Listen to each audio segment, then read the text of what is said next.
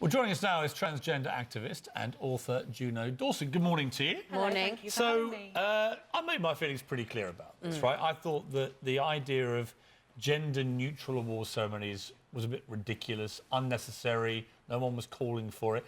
I then did a bit of digging into why this has come about. Very interesting. So the person, I don't want to make any judgment here about gender, who presented the award was Asia Kate Dillon. Yes.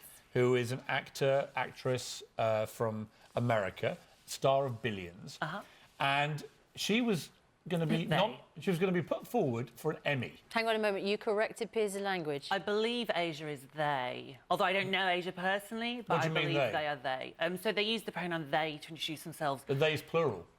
Not always. Apparently they has been used as a singular for many, many years. I think the idea that non-binary identity... I should say I'm not non-binary, by the way. Maybe there should be somebody non-binary on, I don't know. But, OK, well, let me use the... OK, so they, even though I'm talking about one person... Well, they suggest that they are both male and female. Well, no, male, it's not female. It's neither, actually. It's the It is, opposite. it's complicated. It's a complicated thing. But let me just finish my point, which is that they were asked by Showtime, who make Billions, we want to nominate you for an Emmy. What category do you want to be in? And in the end, the person, said Best Supporting Actor, not actress, even though she was born, for all intents and purposes, a girl, a woman. And because of that, we now have this debate, because all the award ceremonies are now under pressure to basically not just offer male and female categories. That's why we are where we are.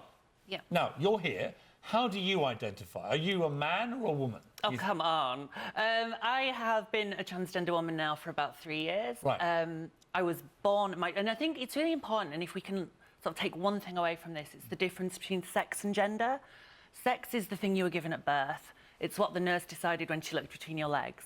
Gender is very different. But when you say the nurse decided... Well, because sex, for mammals, is binary. But then the World Health Organization describes gender as something else.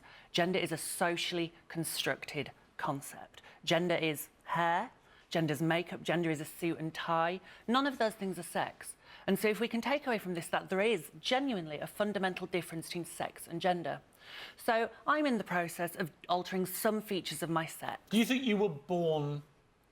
Wrong, yeah, they got it wrong, you know. But when you were born, what did your parents think you were, for example? So I was raised as a boy. Did you think you were a boy? I was told I was a boy, but I knew my earliest memories, and we're talking 3 or 4 years old. I was like, I used to say to my mum, you know, when will I be a girl?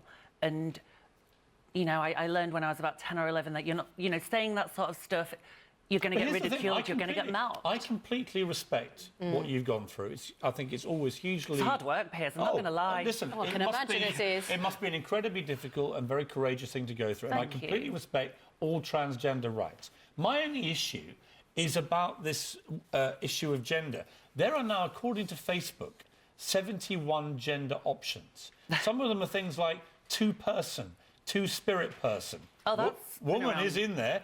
Bigender, androgynous, cisgender male, female to male, gender non-conforming, gender questioning, gender variant, and so on and so on and so on. I mean, I've got to be honest with you. It sounds utterly ridiculous. But you know what it is? It's because we're kind of old. If you, I write for teenagers, and when you spend a lot of time with teenagers, they see gender in such a different way, and I think they look at teenagers I know don't. They see themselves as boys, girls, young men, young women. Increasingly, don't you? Do you spend a lot of time on Tumblr or Twitter or Instagram or Snapchat? They talk about gender in a very different way.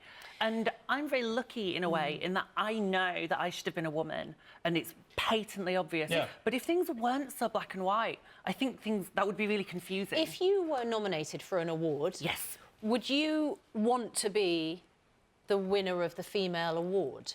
Yeah, and if you look at the Brit Awards this year, Anoni was in the Best British Female category, and she's a transgender woman. But like I say, for me, it's really easy. And that's why I feel bad for the non-binary community, because, you know, the non-binary community those who don't identify as either correct, female or male? Right. Why do you feel bad for them? They have confused the picture, which was very simple.